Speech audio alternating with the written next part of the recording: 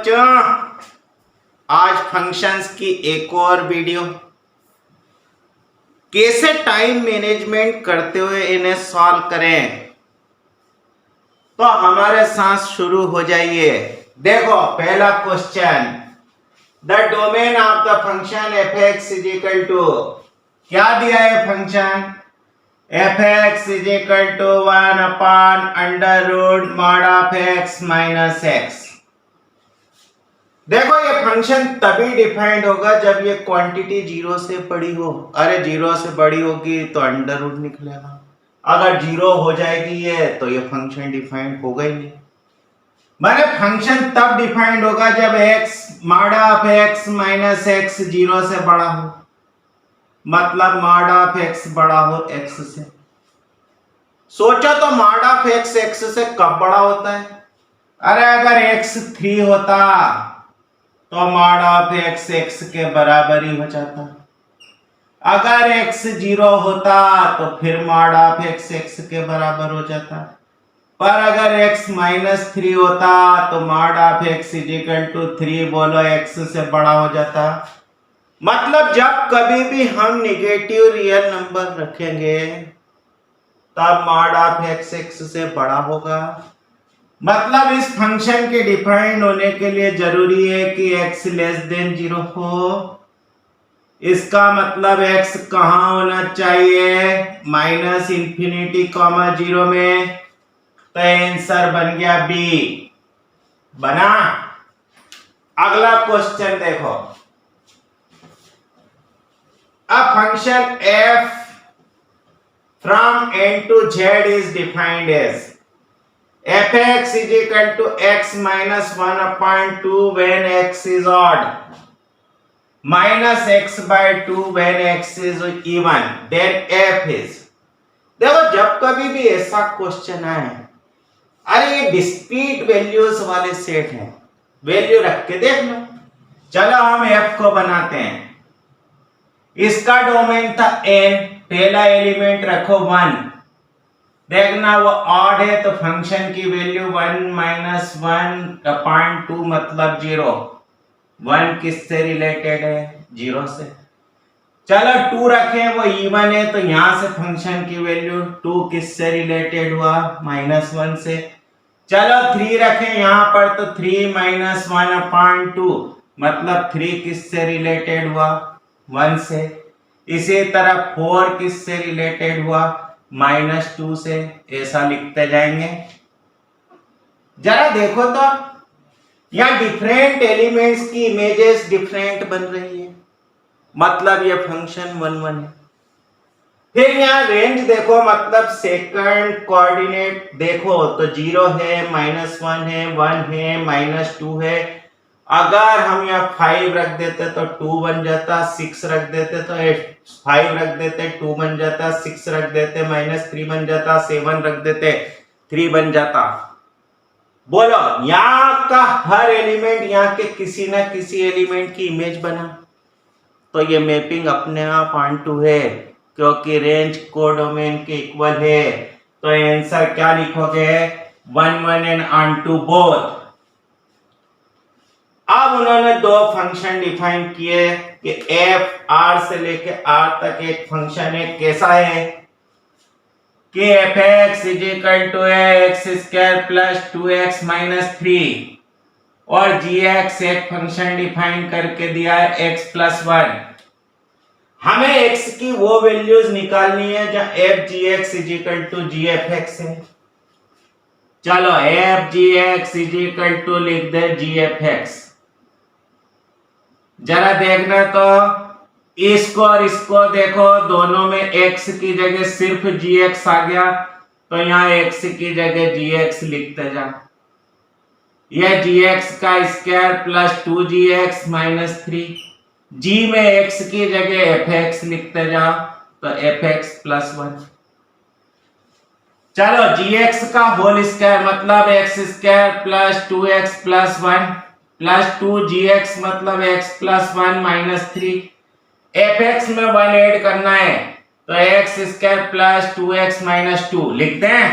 देखो x² से x² cancel, ये 2x और 2x 4x में से 2x गए तो अकेला 2x, यह बना 1 प्लस 2, 3 से 3 चला गया तो 2x इज इक्वल टू -2। इसका मतलब x की वैल्यू बनी -1।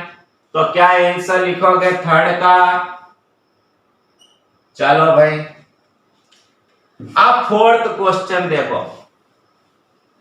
If x plus 1 upon x is equal to x square plus 1 upon x square, then fx will be, देखना जरा, fx plus 1 upon x कितना है?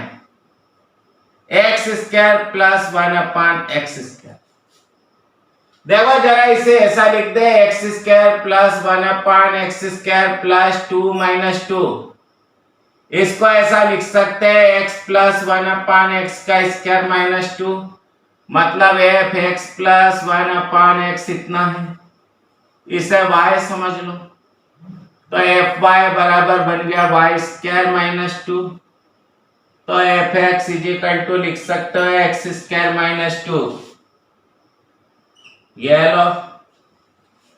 अब पूछा कि let f be a function defined by f x is equal to x minus 1 का square plus 1, जहां x की value greater than equal to 1 है।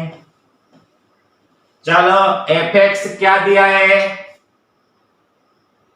कि x माइनस 1 का होल स्क्वायर प्लस 1, इसे यूं लिख सकते हैं x square minus 2x plus 2। उन्होंने दिया कि a उन सभी पॉइंट्स का कलेक्शन है जहां एफ एक्स की वैल्यू एफ इनवर्स एक्स के बराबर है। अगर सोचो कि f x is equal to f inverse x है तो ऐसा लिख सकते हैं कि f x is equal to x है। जरा एफ एक्स की वैल्यू निकालो तो यहां एक्स की जगह एफ एक्स लिखते जाओ, यहां पे रख दें एफ एक्स माइनस 1 का whole square plus 1 is equal to x. F x की जगह वापस से एफ एक्स लिख दो तो कितना बनेगा? x माइनस 1 का होल स्क्वायर प्लस 1 माइनस 1 का whole square plus 1 is equal to x. यहां से ऐसा लिख सकते हैं कि x माइनस 1 की power 4 is equal to x minus 1। बोलो लिखते हैं।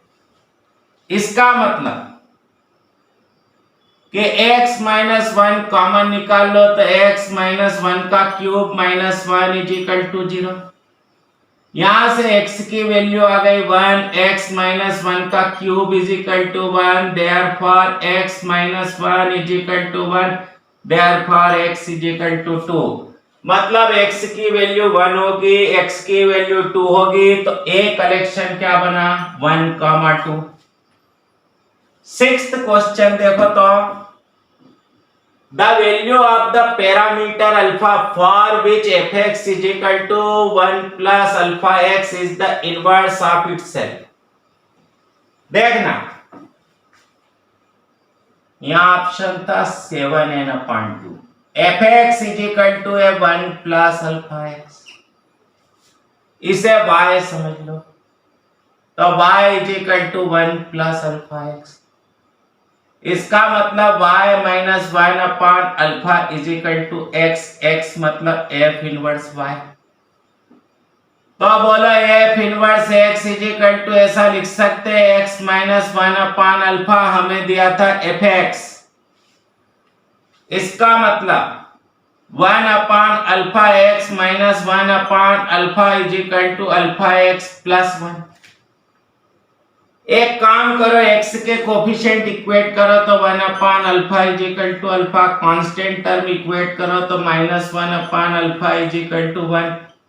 तो अल्फा की वैल्यू लिख सकते हो -1, क्योंकि ये दोनों को सेटिस्फाई कर रही है। तो इसका आंसर क्या लिख दोगे? बी। देखना अगला क्वेश्चन कि if f is a function from R to R satisfying fx plus y is equal to fx plus fy, और F1 इज इक्वल टू हमें दिया था 7। पूछा कि summation R is equal to 1 to n FR क्या। देखो इसे ऐसा लिख सकते हैं F1 plus F2 plus F3 plus बोलो Fn। लिख दें इसको ऐसा। जरा F2 को देखना, F2 इज इक्वल टू लिख सकते हो F1 प्लस 1, मतलब F1 प्लस F1। क्यों, हमें दिया था कि Fx plus y is equal to Fx plus Fy, मतलब 2F1। जरा F3 को ऐसा लिख सकते हैं F2 plus 1 is equal to, फिर से लिख दो F2 प्लस F1। देखना F2 मतलब 2F1 प्लस F1, तो यह बन गया 3F1। मतलब F2 2F1 के इक्वल है, F3 3F1 के इक्वल है, तो ये वाला sum is equal to 1F1 plus 2F1 plus 3F1 plus dash dash dash plus NF1। बना सकते हैं ऐसा। देखो सब में से F1 कॉमन निकल गया तो 1 प्लस 2 प्लस 3 से लेके n into F1। First n natural number का कलेक्शन सम था n इंटू n प्लस 1/2 और F1 था 7, मतलब सी ऑप्शन करेक्ट है।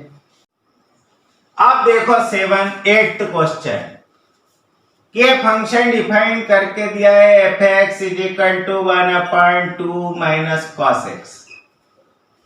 पूछा इसका डोमेन क्या है, तो यह फंक्शन कब डिफाइन नहीं हो सकता, सोचो। जब 2 माइनस cos x 0 हो, इसका मतलब cos x 2 हो। क्या कभी cos x 2 बन सकता है क्या? अरे cos x की रेंज तो -1 और +1 के बीच में होती है, तो बताओ cos x कभी 2 बन सकता है क्या? इसका मतलब ये फंक्शन ऑलवेज डिफाइंड है, तो डोमेन लिख दोगे R। देखो हम इस फंक्शन की रेंज निकालें। अगर हम cos x की जगह 1 रखते हैं तो fx की वैल्यू हुई 1। अगर हम cos x की जगह -1 रखते हैं तो fx की वैल्यू हुई 1/3, मतलब इस फंक्शन की रेंज है 1/3 से लेके 1। इसका मतलब फंक्शन की मिनिमम वैल्यू है 1/3 और मैक्सिमम वैल्यू है 1। अब fx इज इक्वल टू 1 के सॉल्यूशन चाहिए। रख लो तो जरा fx इज इक्वल टू 1। इसका मतलब 1/2 minus cos x is equal to 1। इसका मतलब 2 minus cos x is equal to 1। इसका मतलब cos x is equal to 1। सोचो cos x 1 कब होता था? जब 0 होता था, 2 पाई होता था, 4 पाई होता था, -2 पाई होता था। अरे इसका general solution x is equal to 2n pi लिख सकते हो, where n belongs to z। तो क्या सॉल्यूशन बने? x is equal to 2n pi where n belongs to z। तो अगर इस तरह का क्वेश्चन आए तो जरा सा ध्यान दो। हमें ट्रिग्नोमेट्रिक फंक्शंस की 11th में पूरी जानकारी थी, उसका यूज करो, आराम से इनके आंसर बनाए जा सकते हैं। उम्मीद है वीडियो पसंद आया होगा। Have a nice day.